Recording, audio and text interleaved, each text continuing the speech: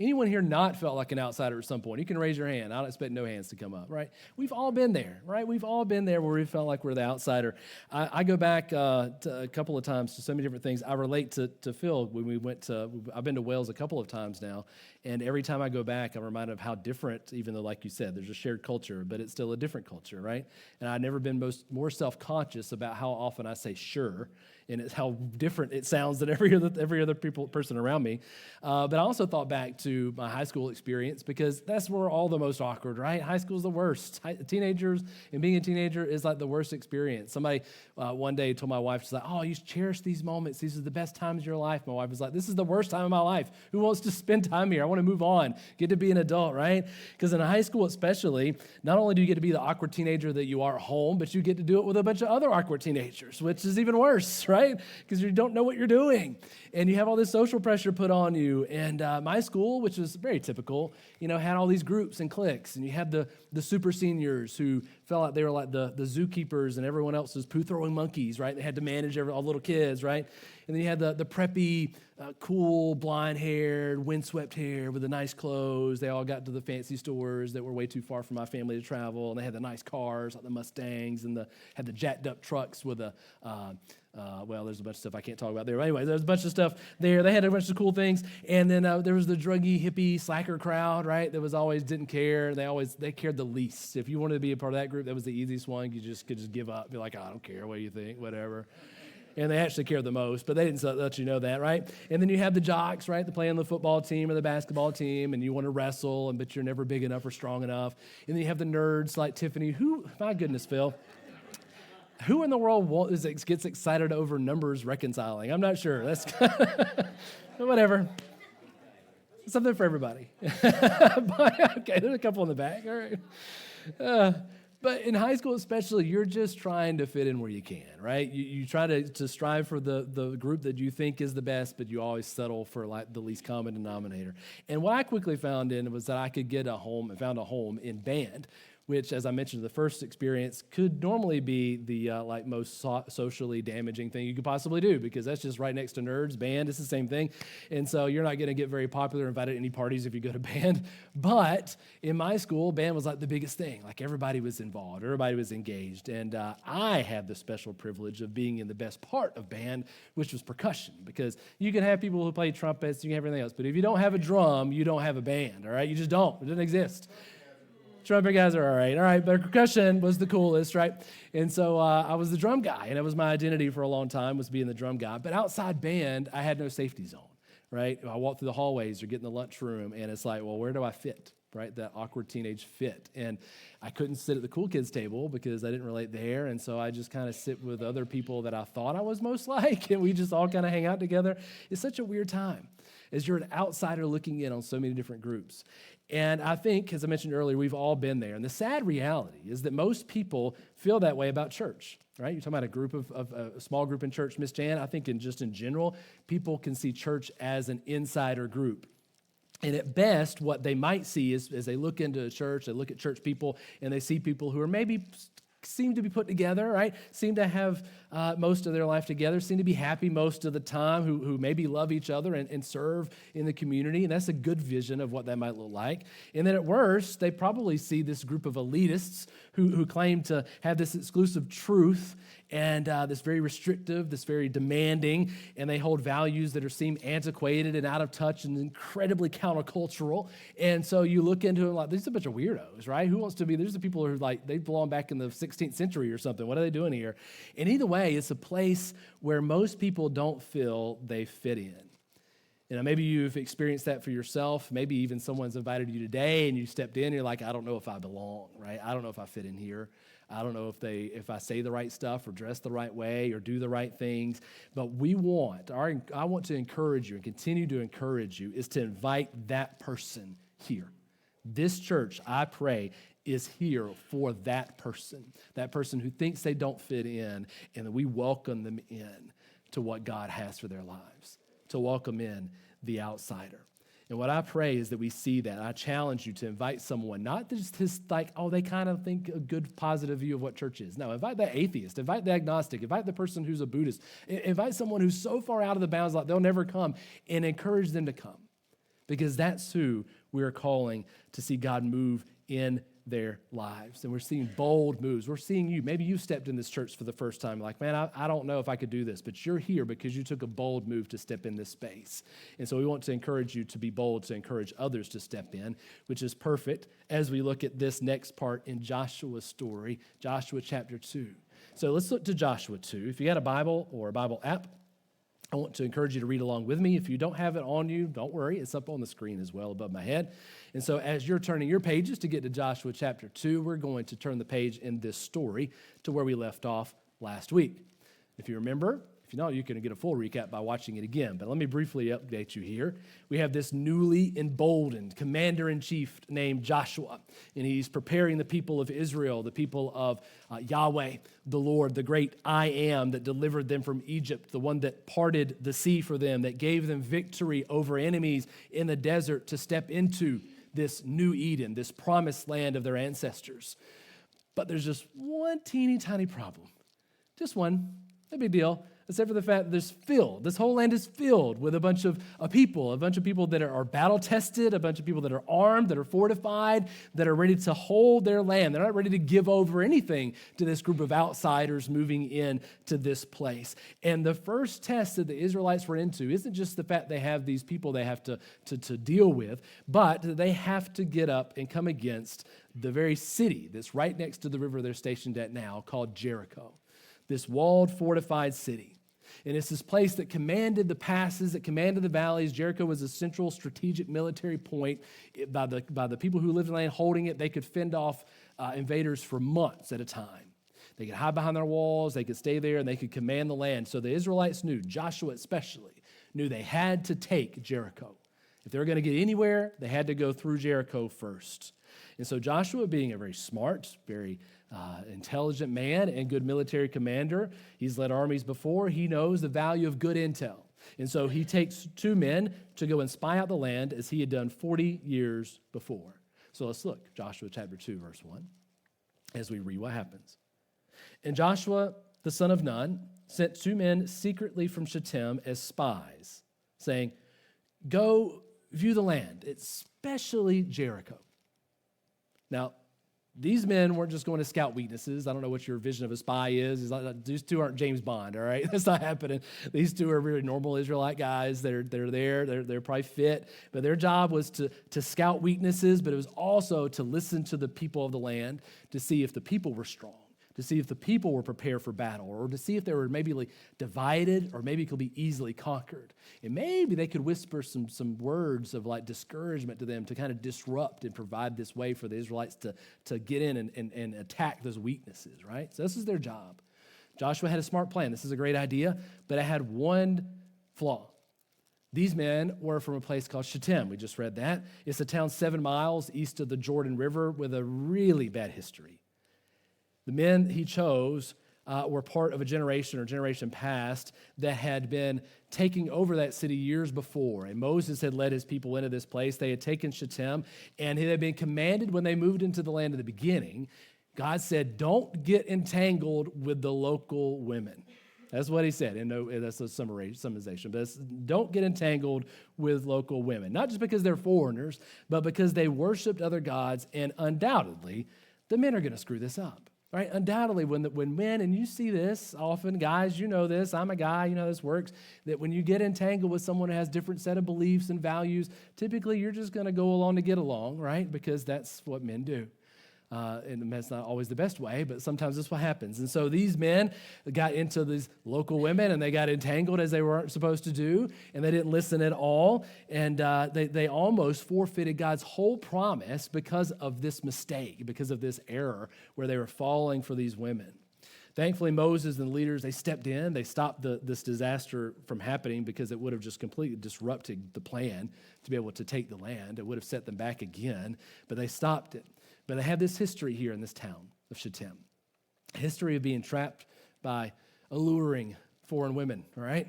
And so these men who've been chosen, they know the stories, they knew the history of what's happened in the town they grew up in, and they're called to go. And so they take their orders, and they travel 7 miles to the Jordan River, where they go north along it. They swim over this flooded river at the time. They then turn south and then they approach Jericho from the west, all right? They want to sneak in, all right? They're not just going to go straight from the river to the city. They got to go the long way around. And they come in, and as they're coming, they find themselves surrounded by people, surrounded by traders, surrounded by merchants, by farmers, by shepherds, who are all streaming in from the surrounding countryside. You see, the city wasn't just a place of the king. It wasn't just a place of a palace and rituals and rites with temple rites, whatever. This is a place of refuge. This is a place of a fortress for the people to come. So in times of war and a potential invasion, they all start to pile into the city. And so now they hear the Israelites are massing on the other side of the Jordan River, just 14 miles away. It's a very short distance. At any moment, they could come and rush and attack. And so they're bringing everybody in, and people are filing in by the hundreds, bringing in food and supplies. And this town, which would be originally around 1,200 people, swelled to 6,000 people, right? 5 times its normal size. And not just 5 times in a general location, because you might could imagine 5 times the amount of people in Pownell exploding, right? 3,500 people, I don't know what the math works out to. I can't stand numbers, so I don't know what it is. But it's a lot of people, right, that would pile into this place. But that's over a lot of mountains and valleys. And this is 6,000 people packed into a 1,200-person walled city. It's like stuffing sardines back into the can. This is what's happening here, right? Just pushing it all back in. And so they're all coming back in, and it's amidst this chaos, because you can imagine the hustle and bustle. It's amidst this chaos where these spies walk through these massive gates. They walk through towering walls that are 45 foot high, feet deep, and they just pressed in among the masses of people as they walk in, and they're listening. They're doing what they're called to do. They're supposed to come in and spy out. So they're listening to the stories of the farmers, of the traders, how the year's crops have been, how young and strong the men are. They're hearing stories from worried soldiers who are looking around at all these people and be like, how are we going to fit everybody in here? And then if they do get in here, how do we stop people from panicking? And do we have enough weapons to equip them in case the wall does come down? And so the Israelites are listening to all these stories, hearing what's going on in the crowds. Now, while the crowds are filing in, the inns and the taverns inside the walls are filling up, because that's the first place you go. You got to go get a drink. So they go to the inn, they go to the tavern, and these spies, not wanting to arouse suspicion with these different clothes they wear and these different accents they have, they head through the inner wall, because Jericho was a 2-walled city. It had an inner wall, had a big gap, and it had an outer wall. And in between the inner wall and the outer wall was the slums, to put it mildly. This was the place you didn't want to be in, but you had to, because you couldn't afford to live in the best part of town, right? You couldn't live up on the hill. You had to live down in between the walls. This is the place where the not-so-respectable establishments in town would hole up. And there, these spies hope to slip in and out without being noticed, right? They're just one of the crowd. They'll go slip in, catch some local gossip, maybe find those lower classes who are a little, not happy with the king. Maybe they can get in with them and help them to overthrow and make it easier for the rest of the Israelites who are coming. And as they're walking down the street to find such a place, on the other side of one of those doors is a woman, a businesswoman to be exact. She was an inn owner with a very tragic past.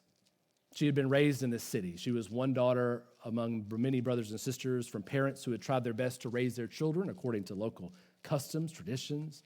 Her brothers and sisters grew up, had normal lives. They took matches, they took trades, they had kids of their own, and she had families, and everyone was happy about that, but she had taken a different path. She was smart. She was attractive. She knew how people, especially men, operated, and so she used those skills that she had, and instead of marrying up and getting to a carpenter and working her way up through that social status, she made a life for herself, renting out rooms and sharing beds for a tidy profit. It wasn't the life that she wanted or that she would have chose as a girl, but it was the life that she had. And for this, she was liked by a lot of people in town, known even by many, but never respected. She was useful to the king, to the ruling class, but she was disposable. She was helpful because all the lower classes need to be distracted, they need to be entertained, and so she was just this resource to be used to keep the masses placated. And she found herself in this business between the walls, on the fringe of society, literally and figuratively, an outsider among even the people that she grew up with, unworthy, not fit to marry, not fit to have a family of her own. And in this place, in this day, she started hearing, in the weeks leading up to this moment, rumors. These rumors of war. And war brings change. And change brings opportunity. And so as these thoughts are running through her mind, she sees two guys enter the door. Verse 1, the second half of verse 1 says, and the spies went, and they came into a house of a prostitute whose name was Rahab, and lodged there. Like flies to a trap, these guys settle in for the night in the house of a foreign woman. Sound familiar? These previous men and Shittim made the same mistake. But with a keen eye, Rahab spots them.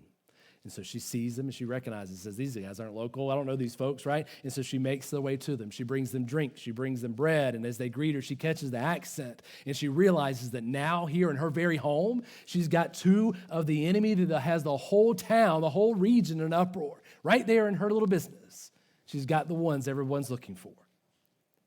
And as she makes small talk, she's trying to drag information out of them. As they're looking to get information from her, she's trying to get as much information out of them. And as they're doing that, she notices out of the corner of her eye, there's this guy that slips out the side door.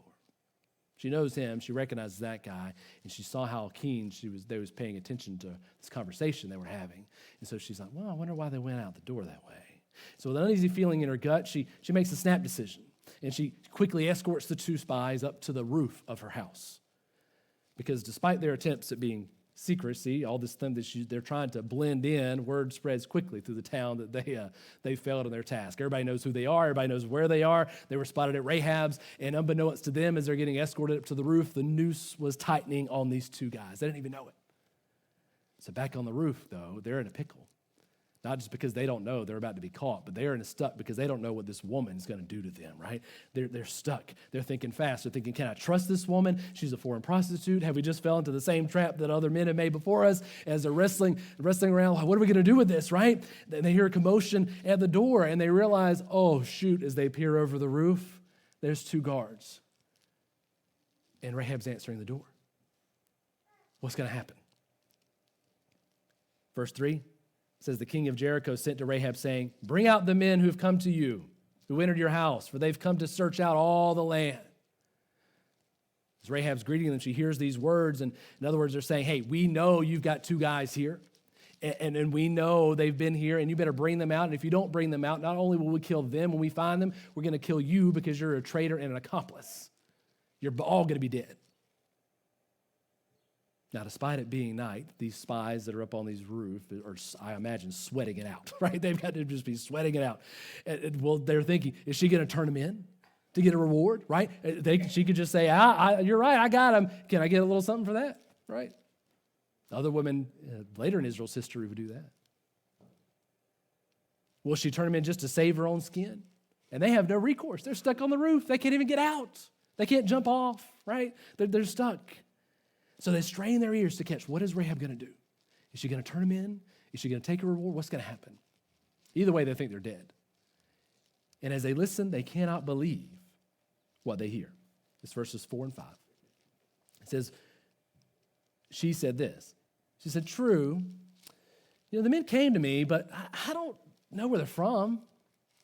And when the gate, that gate downtown, when that was about to be closed at dark, they left. They left before it shut because they knew it was going to be shut. So they left out of town, and I don't know where they went, but I'll tell you what, you need to go ahead and hurry up and catch them before they get too far. If you go now, you'll get them.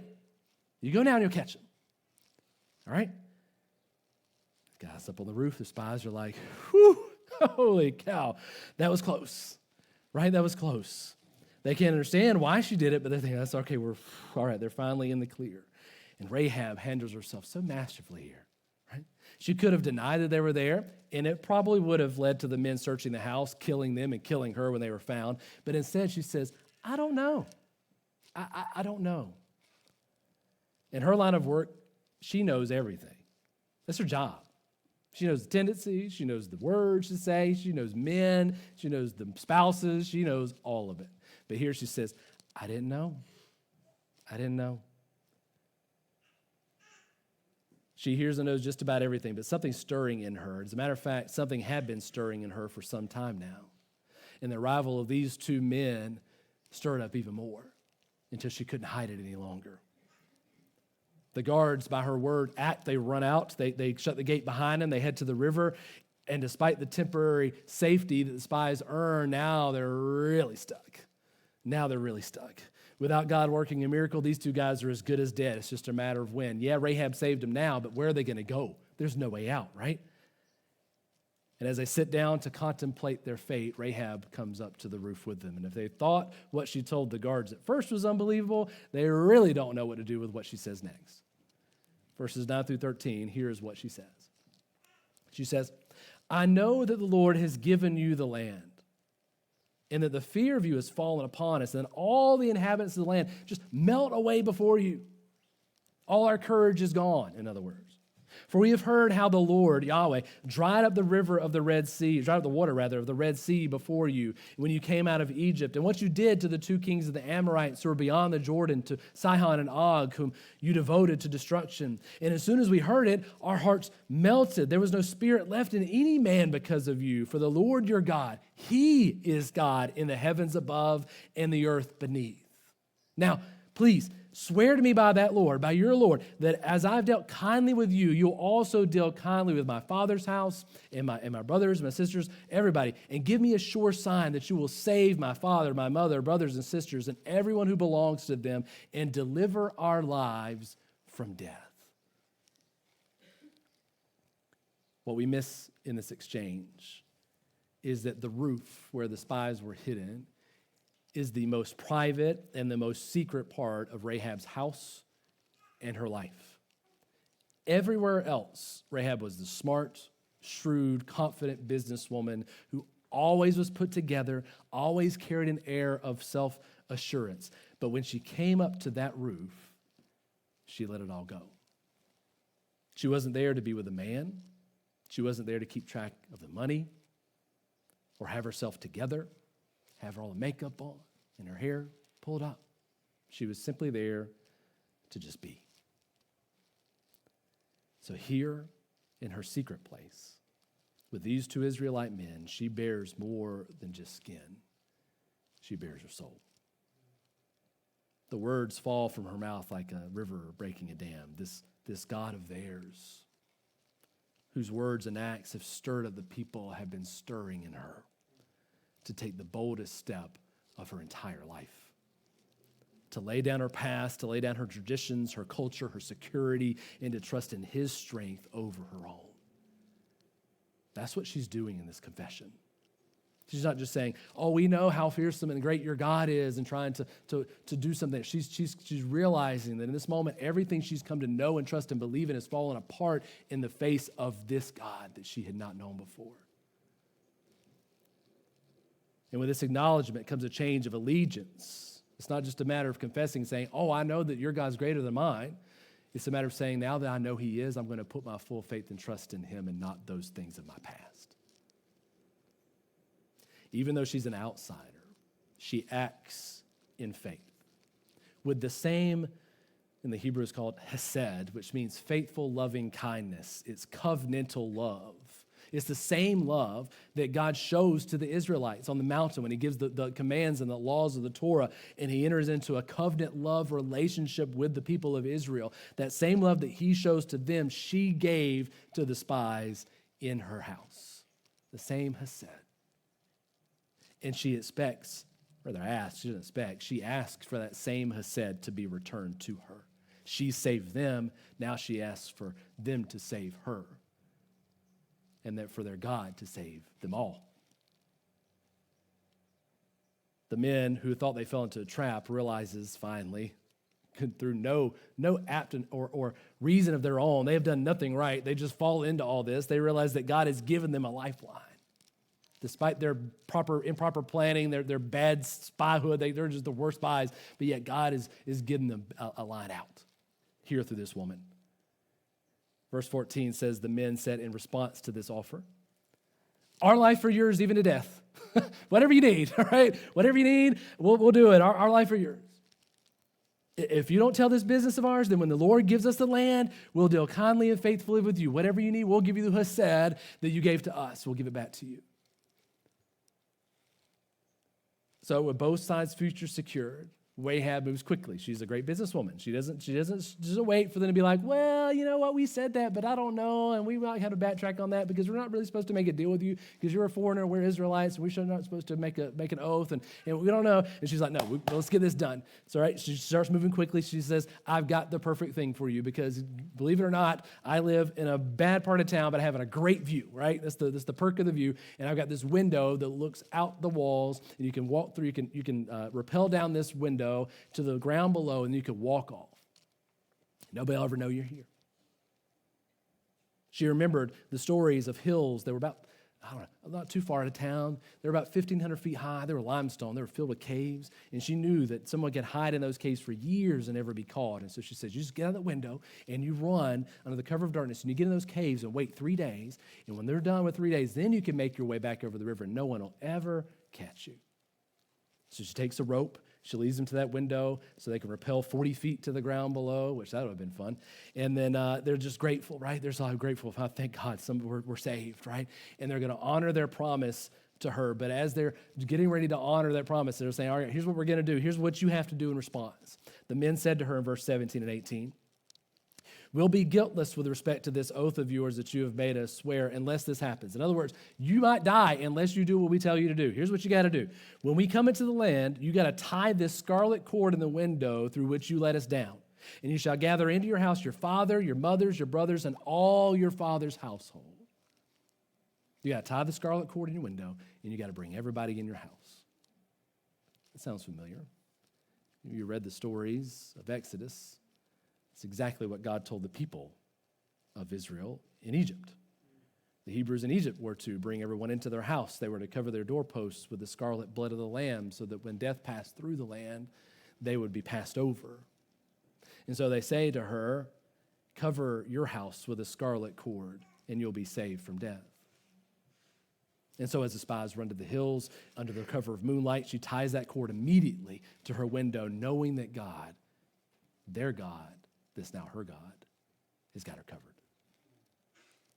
The men listen well. They wait 3 days. They hide in the hills. They wait out the time, and then they come back to camp to report to Joshua. They don't need to search out the rest of the land. They got everything they needed, and they go tell Joshua everything, including a word-for-word retelling of exactly what Rahab had told them. It's verse 24.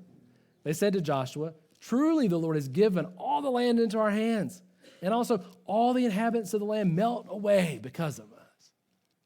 That's not their words. That's hers. They were at the mercy of this woman. Not a poor woman, she's a very smart woman. They were at the mercy of this woman, and everything she said, they just repeated. She had more faith than they did. He's given us the land. We'll trust her testimony. If Joshua represents the Israelite male who finds strength, he finds guidance through faith in the Lord, be strong and courageous, Rahab represents the outsider, the foreigner with a bad reputation, who, despite her past, confesses of the Lord's goodness, trusts in him, and is saved. For those of us on this side of the cross, the family of faith isn't defined by bloodlines, gender, where you live, how religious or unreligious you are, but an allegiance. The question of who's in and who's out isn't determined by appearance, good works, or living the right way. It's determined by one question: who do you serve? That's it. Faith, I've said frequently, is trust. Rahab grew up trusting her gods, trusting her culture, trusting her truth. But the more she heard the stories of Yahweh's victory, of his power, of his mercy, of his grace, of his rescue and redemption of a people who had no chance of redemption, she found the only one truly worth serving. The more she listened as he spoke into the life, the more she realized he was the one she had been looking for. Not other gods, not herself, only him. Thing is, you may not feel like you belong here because of things you've done or things you don't do. But allow this promise from God to penetrate your heart this morning. Because of the love and the mercy of God through his son, Jesus. And through the resurrecting power of his Spirit, there are no outsiders to God. Romans 10, 9 through 13, Paul says it this way. He says, if you confess with your mouth that Jesus is Lord and believe in your heart that God raised him from the dead, you will be saved. Not you might be, not you kind of had to really work on it after you think about it a while. You will be saved. For with the heart one believes and is justified. With the mouth one confesses and is saved. For the scripture says, everyone who believes in him will not be put to shame. For there is no distinction between Jew or Greek or a foreign prostitute or an Israelite spy. For the Lord is the Lord of all, bestowing his riches on all who call on him. For everyone who calls on the name of the Lord will be saved. Everyone. Even foreign prostitutes. Even sinners like me. Even people like you. For believers, we claim that this church is a home to the spiritually homeless. But to be that, we have to remember where God has brought us from. We are the rescued, not the rescuer. We're the redeemed, not the redeemer. We're beggars telling other beggars where to find the bread of life. And the undercurrent of this story, again, I cannot get, there's so much layers to this. It's like the best cake. It's like a 1,000-layer chocolate cake. There's so many good things in this story, but the undercurrent of this story of Rahab is a subversion story. The spies were a part of Yahweh's covenant people, right? They were the insiders. They were the ones that they knew the law. They knew God. They knew that he was doing this, but they had no confidence in him. They were at the mercy of this complete outsider. Even the report they give is her words and isn't theirs. They only survive through her confession. They only survive through her hesed, her covenant love through them, even though they didn't belong to each other. Rahab trusts more in their God than they did. And here at church, what happens in many churches, many places of belief where people come together, is we get so caught up into being what we think we're supposed to be, into who's in and who's out and who belongs and who says the right thing and who doesn't say the wrong thing or who believes all the right doctrine and theology, and you get all your P's and Q's and all your boxes lined up and that's all good and you belong there. You're a fundamentalist, you're orthodox, you're whatever. We get so caught up in all that we forget who God calls us to be. God is working now in the hearts of those we least suspect and least welcome, just as he worked in Rahab's heart, just as he did in hers. The question for us, are we going to take the boldest move we can take as people who follow Christ? And maybe you're not here and you don't follow Jesus yet. I'm going to speak to you in just a second. But for those of you who do, the boldest move we can make is to lay down our pride and to welcome them home.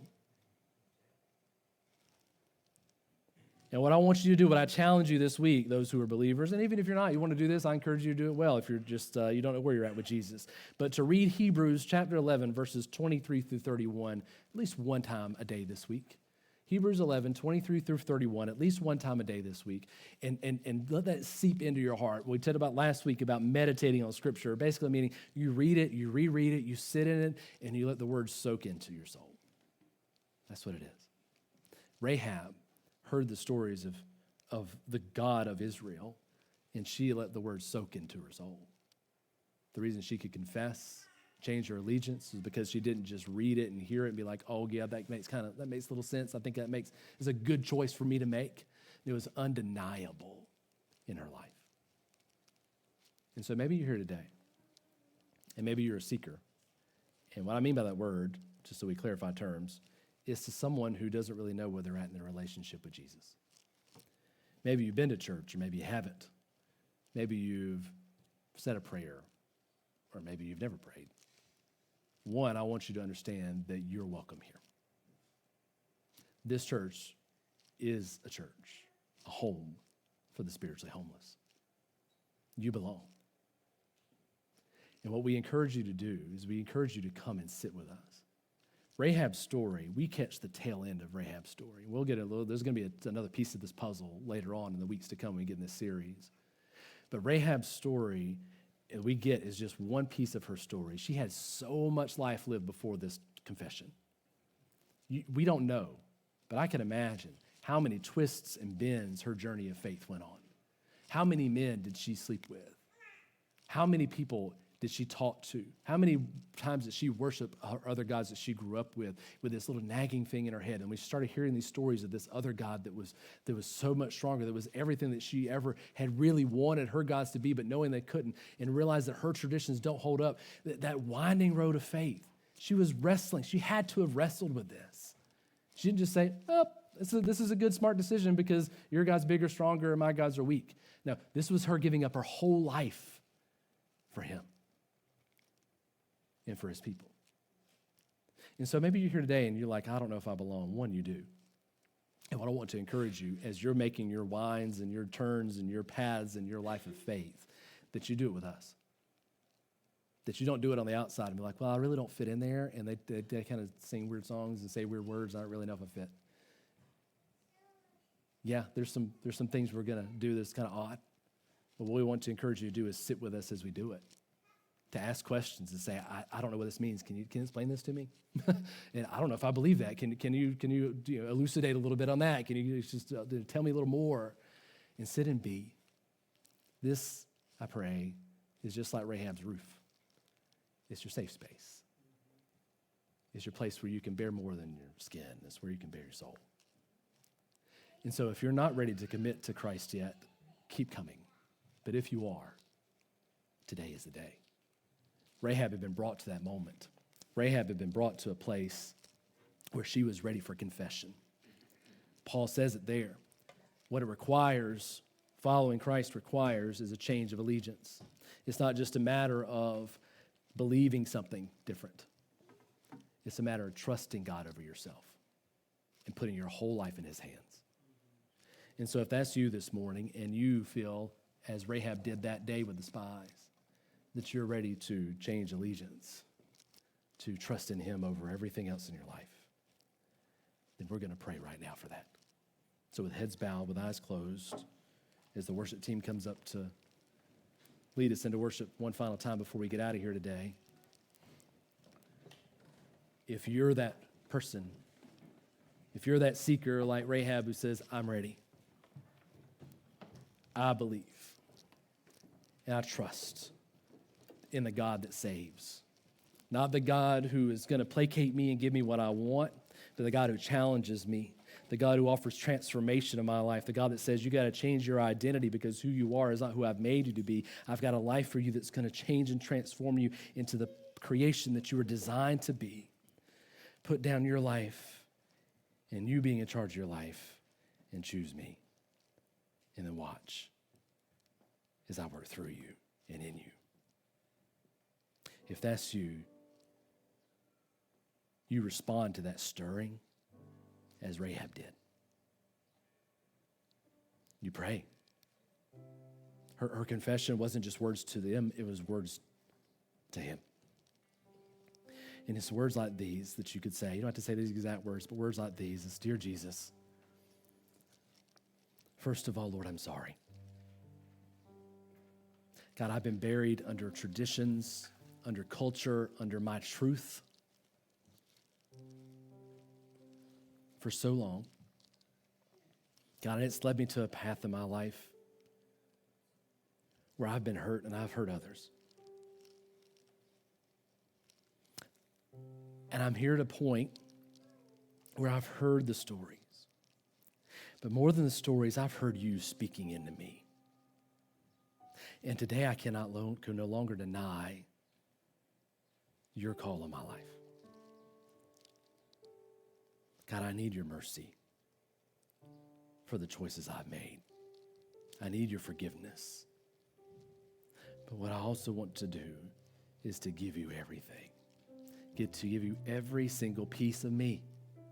Not just my finances, not just my Sunday, not just the drive to home or to work. Every piece.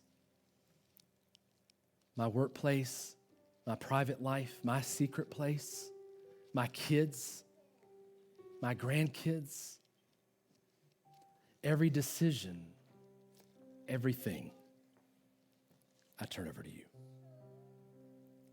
I trust you will do a better job of running my life than I will. And give it to you today.